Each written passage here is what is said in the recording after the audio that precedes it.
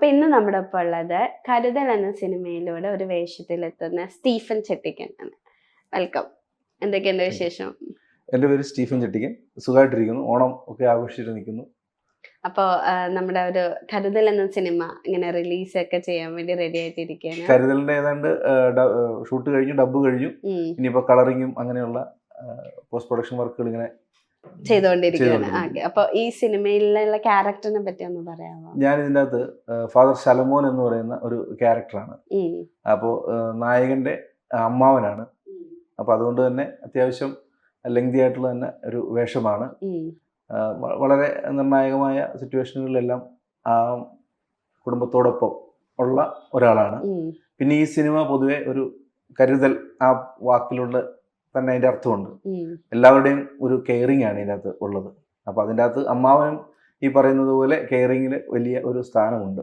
അല്ലെങ്കിൽ ആ ഒരു കുടുംബ ബന്ധങ്ങളിൽ സഹോദരിയായിട്ടുള്ള ബോണ്ടിങ് ഉണ്ട്, മരുമോനുമായിട്ടുള്ള ബോണ്ടിങ്, അങ്ങനെയെല്ലാം നമ്മുടെ ആ ഒരു അമ്മാവൻ എന്നുള്ള സ്ഥാനത്ത് നിന്നുകൊണ്ട് അവരുമായി നല്ല രീതിയിലുള്ള ഒരു.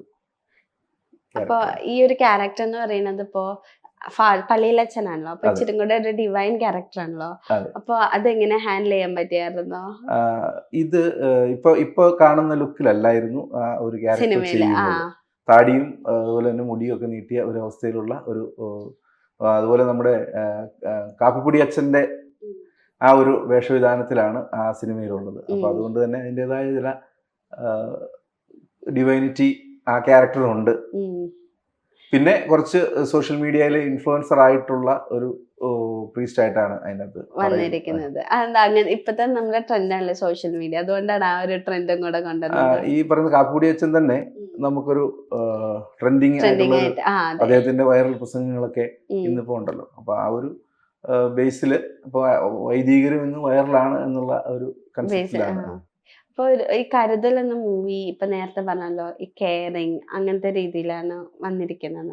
അപ്പൊ ആ ഒരു മൂവിയുടെ നമ്മുടെ ഇപ്പോഴത്തെ സൊസൈറ്റി വെച്ച് നോക്കുമ്പോൾ എത്രത്തോളം റെലവെന്റ് ആയിട്ട് തോന്നിയിട്ടുണ്ട്? ഇപ്പോഴും നമുക്കറിയാം, സ്കൂൾ വിദ്യാഭ്യാസം കഴിഞ്ഞ് കോളേജ് വിദ്യാഭ്യാസത്തിലേക്ക് കുട്ടികൾ കേരളത്തിൽ ചൂസ് ചെയ്യുന്നതിനേക്കാൾ പുറത്തേക്കാണ് ചൂസ് ചെയ്യുന്നത്.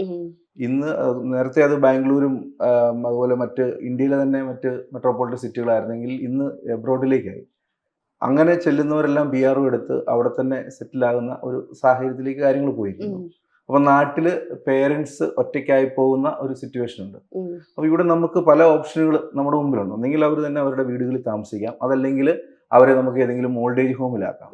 അപ്പോൾ ഇതിലേതാണ് സേഫ് എന്നുള്ളത്, അല്ലെങ്കിൽ ഓൾഡ് ഏജ് ഹോമിലാക്കുമ്പോൾ അതിൻ്റെ ഒരു ഡിസ്കഷൻ, നാട്ടുകാരെന്ത് പറയും, ഇങ്ങനെയുള്ള ചില പ്രശ്നങ്ങളുണ്ട്. അപ്പോൾ പക്ഷേ ഒറ്റയ്ക്കായി കിടക്കുന്ന അവർ അഭിമുഖീകരിക്കുന്ന ചില ത്രെട്ടുകളുണ്ട്. അപ്പോൾ ഇതെല്ലാം ഈ സിനിമയിൽ നമ്മൾ കൊണ്ടുവരാൻ ശ്രമിച്ചിട്ടുണ്ട്. അത് എത്രത്തോളം ഉണ്ട് എന്നുള്ളത് സിനിമ കാണുന്ന പ്രേക്ഷകർ തന്നെ അതിനെ തീരുമാനിക്കും.